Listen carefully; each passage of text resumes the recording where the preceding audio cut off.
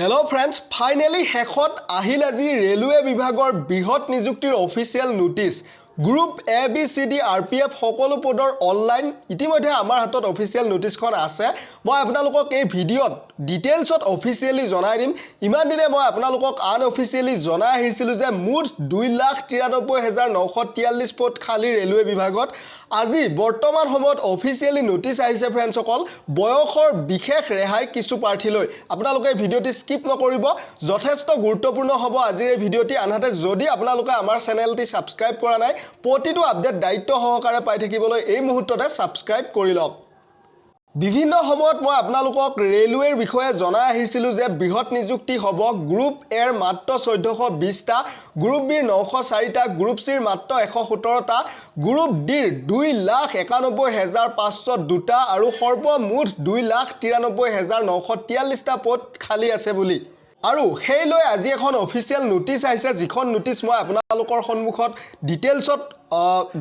জনাই দিবলৈ স্পষ্টকৈ দেখুৱাম আপোনালোকে ভিডিঅ'টি স্কিপ নকৰিব আনহাতে যদি চেনেলটি সাবস্ক্ৰাইব কৰা নাই পুনৰ এবাৰ কৈছো প্ৰতিটো আপডেট দায়িত্ব সহকাৰে পাই থাকিবলৈ সাবস্ক্ৰাইব কৰি লওক ফ্ৰেণ্ডসকল মই ৰেলৱে বিভাগৰ অফিচিয়েল ৱেবছাইটৰ লিংকছ ডেসক্ৰিপচনত উপলব্ধ কৰিছো য'ত গলে আপোনালোকে এখন নোটিছ দেখা পাব তাত নোটিছ পৰ্টেলত গলে ডাউনলোড কৰিব পাৰিব প্ৰিন্সিপাল চিফ সিকিউৰিটি কমিশন ৰেলৱেৰ পৰা মুকলি হৈছে আৰু যাৰ বিষয়বস্তু অৰ্থাৎ সাবজেক্ট যদি আপোনালোকে চাই Relaxation to Ognibir for recruitment to Railway Protection Force অৰ্থাৎ অগ্নিবীৰৰ যিসকল প্ৰাৰ্থী আছে তেওঁলোকক কি কৰা হ'ব ৰেলৱে প্ৰটেকচন স্পেশাল ফোৰ্সৰ বাবে বয়সৰ বিশেষ ৰেহাই দিয়া হ'ব আৰু ইমান দিনে যে মই আপোনালোকক কৈ আছিলো ৰেলৱেত group A B C D এটা বৃহৎ নিযুক্তি হ'বলৈ গৈ আছে বুলি আপোনালোকে ফেক বুলি কৈ আছিল কিন্তু বৰ্তমান সময়ত এই নোটিছখনে এটা কথা স্পষ্ট কৰি দিছে যে ৰেলৱেত হসাকৈ বৃহৎ নিযুক্তি হ'বলৈ গৈ আছে গতিকে তেওঁলোকৰ প্ৰথমখন নোটিছ মুকলি কৰিছে যিখন নোটিছত তেওঁলোকে অগ্নিবীৰত চাকৰি যিসকলে পাব তেওঁলোকলৈ বয়সৰ বিশেষ ৰেহাইৰ কথাটো বৰ্তমান সময়ত জনাই দিছে এই নোটিছখন ফ্ৰেণ্ডসকল ৰেলৱে প্ৰটেকচন ফোৰ্সৰ বাবে হয় ৰেলৱে প্ৰটেকচন ফোৰ্স অৰ্থাৎ ৰেলৱে কনষ্টেবল আৰু ৰেলৱে এসআই টোটাল 12000 ভেকেন্সি আহিব যেহেতু তাৰ পিছতে আকৌ group A B C D মিলাই যথেষ্টখিনি ভেকেন্সি এক বৃহৎ ভেকেন্সি মুকলি হ'ব ইয়াৰে প্ৰথম পইণ্টটোত কৈছে 10% ৰিজাৰ্ভেশন পাব যিসকলে অগ্নিবীৰত চাকৰি কৰি ৰিটায়াৰ হৈ আহি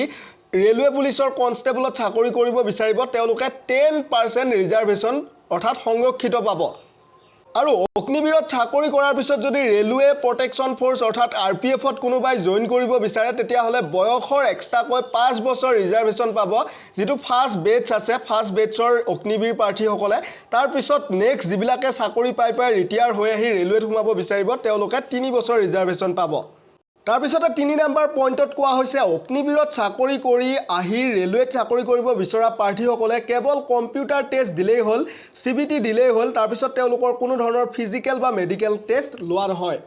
তো এই নোটিছখন আছিল ফ্ৰেণ্ডসকল বৰ্তমান সময়ৰ ৰেলৱে বিভাগৰ এখন নোটিছ যিখন